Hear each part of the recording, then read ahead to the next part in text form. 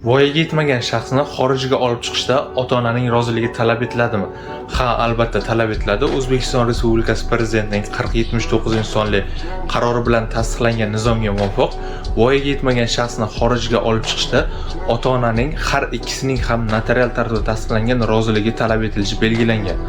Agarda ota-onadan har ikkisining ham notarial tartibda tasdiqlangan roziligi mavjud bo'lmagan taqdirda bolaga xorijga chiqish biometrik pasport berilmaydi, ya'ni bolani chetga chiqishga ruxsat etilmaydi. Bundan tashqari, ushbu nizomda ota-onadan birining roziligisiz xorijga chiqish holatlari ham belgilangan, ya'ni ota-onadan biri vafot etgan taqdirda, boquvchisi yolg'izona bo'lgan taqdirda, ota-onadan biri chet el fuqarosi bo'lgan taqdirda yoki ota-onadan biri sudning qaroriga muvofiq ota-onalik huquqidan mahrum etilgan bo'lsa yoki ota-onadan biri xorijga doimiy yashash uchun ketgan taqdirda O'zbekiston Respublikasidagi doimiy ro'yxatdan chiqarilgan holatlarda ota-onadan birining roziligisiz chetga olib chiqish mumkinligi belgilangan.